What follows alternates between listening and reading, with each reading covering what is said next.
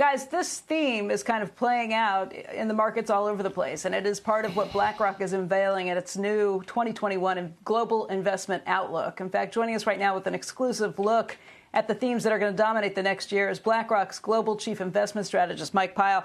Mike, you think that there is a new investment order that's actually in the making right now, and you think it's because of discussions just like this one with Goldman Sachs, right? Well, I'm beaming in from Brooklyn, so I've got my patriotic duty sort of right here on this. But yeah, as we look ahead into 2021, I guess we say a couple of things. One, like a lot of people, we see a pretty constructive backdrop for equities and other risk assets. But I think one of the reasons why we think that's so is one of these kind of more durable investment themes over the medium term, what we're calling the new nominal. And that's a view that, interest rates are going to stay pretty range bound, even as we think inflation expectations are going to firm. We think the Fed is likely to be successful over the medium term, getting to where they want to go around inflation.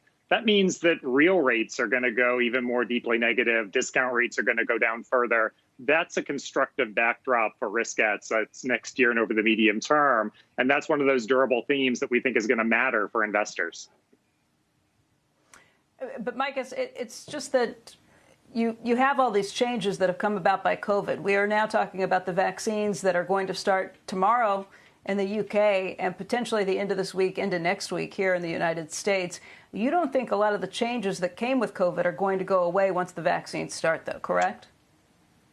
That's absolutely true as well. So we think, we're positive on risk assets. And then the question becomes where to take that risk. Where are we especially positive because of some of those tailwinds that have been unleashed by this year and the COVID moment? And what are some headwinds? And places that we continue to have conviction in are places around those technology exposures, for example. So we're overweight the U.S. equity market, overweight the quality factor. But at the same time, we recognize, particularly on the back of the vaccine, there are going to be some cyclical exposures next year that are also going to be big outperformers. And the key there is distinguished between ones that are going to capture that cyclicality and one that face secular headwinds. So here we're pretty cautious still on places like value, still pretty cautious on places like Europe, even as we're constructive on U.S. small caps, high yield, what have you. But it really is about those headwinds and tailwinds that have been unleashed. You're right.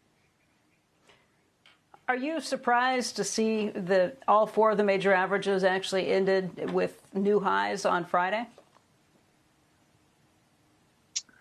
So what we think is that the tailwinds that are in place for risk assets, both in terms of pricing, what will be a positive growth outlook for 2021 ultimately when we get to the point of the vaccine, we think there are going to be some pretty significant challenges over the next 2 to 3 months in terms of the economy, in terms of resurgent caseloads, in terms of these challenges around fiscal stimulus and getting that across the line. But markets seem to be looking through that to some degree to that vaccine-led recovery in the back half of next year. And we think importantly to that interest rate environment, that discount rate environment that we think is also going to be important for the outlook.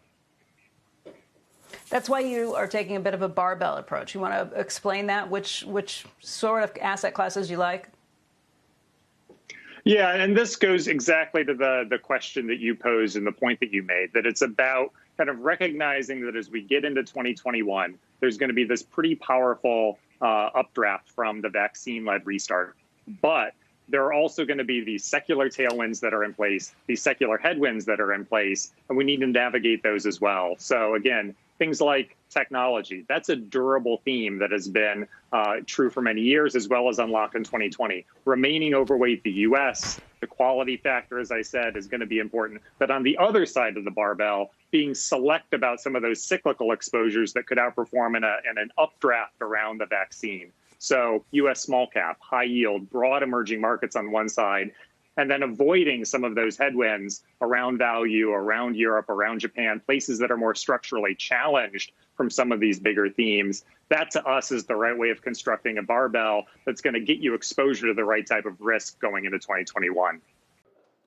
Shepard Smith here. Thanks for watching CNBC on YouTube.